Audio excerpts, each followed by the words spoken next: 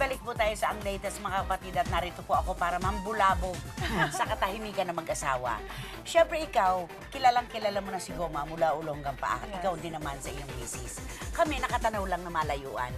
Gusto namin pasukin ang mundo niyo mag-asawa. Kapag natutulog, sinong mas malikot? Ikaw o si Goma? Sino magulo sa kama? Ako kasi pag natulog ako sa kama, nandun ako sa isang tabi, di ba? Yung pinaka-edge. Oo. Pero pag umikot ako, nandun pa rin ako umikot sa... Yung pa rin? Oo, dun na. Same place lang? Oo. Ang pinakamagulo, Although galaw ako ng galaw. Pero nandun lang ako sa lugar ko.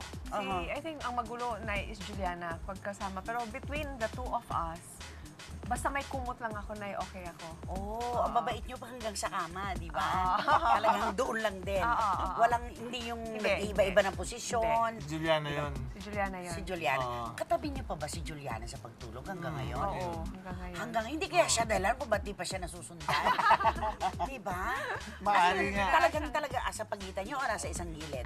Ako yung nasa gitna, Nay. Kasi silang dalawa, mag-ama, parehong matulog. Kailangan yung isang paa nakalabas sa kumot. Parehong-pareho. Tig-isang paa nila nakalabas sa Oo, kumot dapat. so kailangan dulo sila. Okay.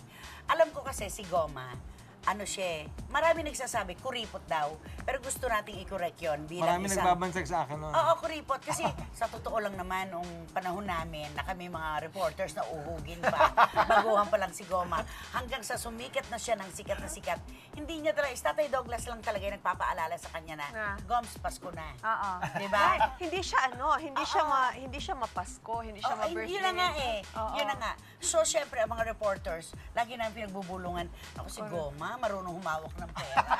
Di ba? Kasi, in short, kuripot. Di ba?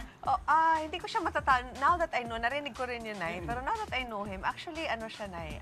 Ako masinop. Masinop siya sa pera.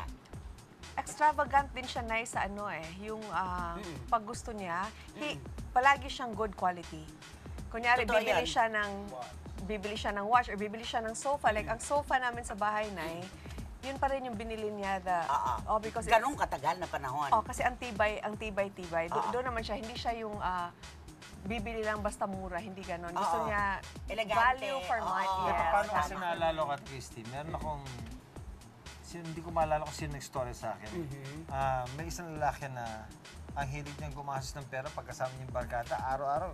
Artista rin. splurge talaga. Talagang todo gastos. Hanggang sa dumating yung panahon na hindi na siya sikat. Wala ng pelikula. Wala ng pelikula, wala ng proyekto. Yung mga kaibigan niya, unti-unti na rin nawala kasi hindi din niya naililibre. Hanggang Hindi, pati siya nawala na rin ng pera. Tama. Kaya naisip ko, kung artista ako, gano'n ang mangyari sa akin.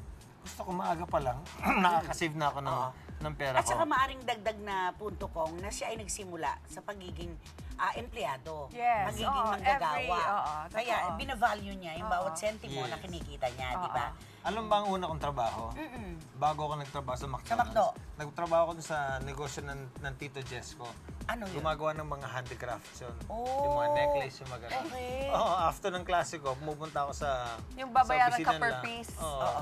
Yung Alam mo ginuglo. yung, alam mo yung Beads yung na. nilalak na ganun sa... Oo, sa yung beads. yung beads tas may lock na bakal yun, di Yung ba? parang po ka-shells, mga Oo. ganon. Yung trabaho, ako gumagawa ng lock sa bawat dulo. Tapos may kota ako. Tapos magkano 100 or- kinikita mo? Hindi ko maalala eh. Kasi ano lang ako, high school lang Per ako. nun. piece ang ano nun eh, di ba? Oo. So pag nakakota na ako, uwi na ako. Oo, kaya pala Bago ako ganyan ka talaga Value system, ma-value sa inyong kinikita. Sino ang emosyonal sa inyong dalawa? Ako yun. Kapag nagkakaroon ng hindi pagkakaunawaan, kasi napakatahimik ng buhay niyo, walang kontrobersiya, walang issue na nag-away kayo, o lumayas ka, or si Richard. Sino mas tampurista sa inyo? Ako na generally speaking, emotional talaga. Kung tsaa, nagbababad talaga ako. Whether it's a happy thing or a sad thing. Like, kaya, pag may nangyari sa akin na masaya, taon ko yun na Tinitreasure. taon ko yun na ninanamnam. Oo. Pero pag may nangyari rin na malungkot, that's the Hinahawakan bad mo rin part ng ganun is katagal? hindi ako madaling Move maka-move on. Parang Yun sasabi sa inyo ko, Personal. okay na yan. just move on. Oo. Ganun na sinasabi ko sa kanya lagi. Kasi si Tagal-tagal Goma, na. napakarami na niyang nasa lubong Oo. na enkwentro na kwento at mga kontrobersiya. Kita mo, nakatayo pa rin hanggang ngayon. Kasi Oo. ganun nga siya. Napaka-positibo ng pananaw At niya. saka sa kanya, Nay. Sayang ang luha. Sayang. Sayang ang panahon. Oo nga. Diba? Sa kanya, Nay, pag tapos na. Kunyari, may nakaaway siya or may nagkatampuhan.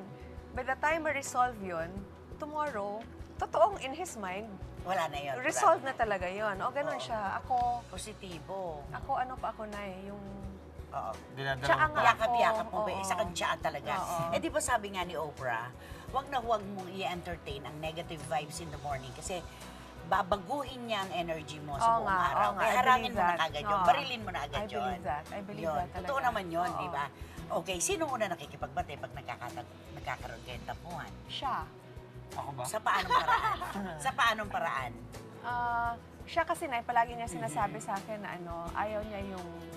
Simula pa lang ng relationship namin, sinasabi niya, pag may tampo ka or may sama ka ng loob, sabihin mo sa akin kasi hindi talaga ako manghuhula. Oo, tama, Hindi yan uubra sa akin yung silent treatment kasi Yung cold shoulder treatment, yung gano'n, hindi ka nakausap.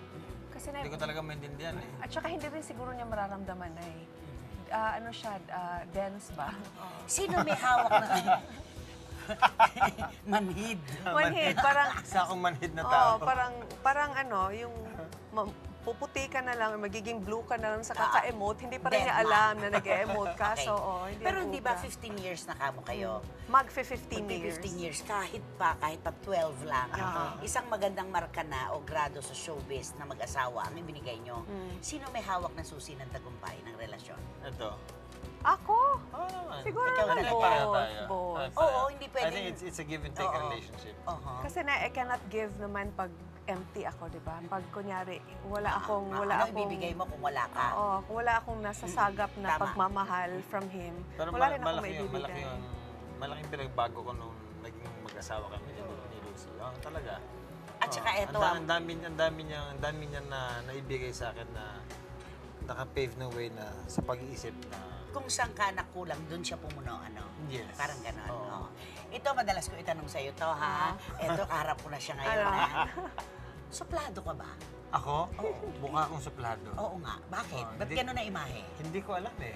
Siguro, I'm very competitive deep inside me. So, yung mga tao pag nakita nila ako na saan nakatayo lang ako, parang suplado ko. Dala lang siguro ng kagwapuhan ko yun. Ayun! Pinakagusto namin sa kanya mata. Ikaw, ano?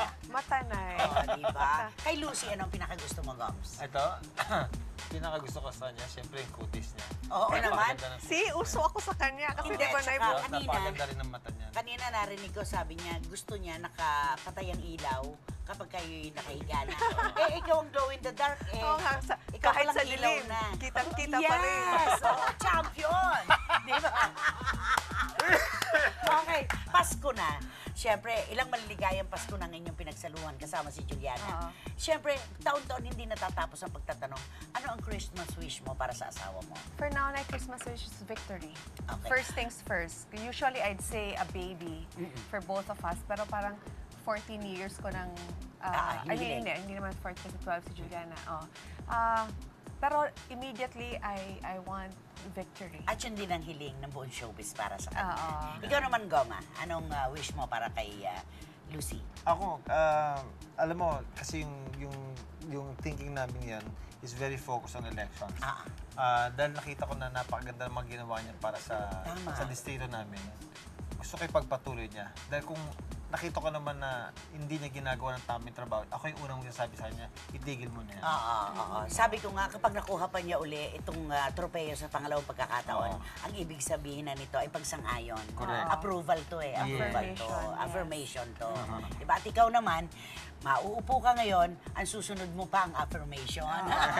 Totoo yun. Diba? Thank you very much, honey, for being with us. We will pause for a break. We will come back.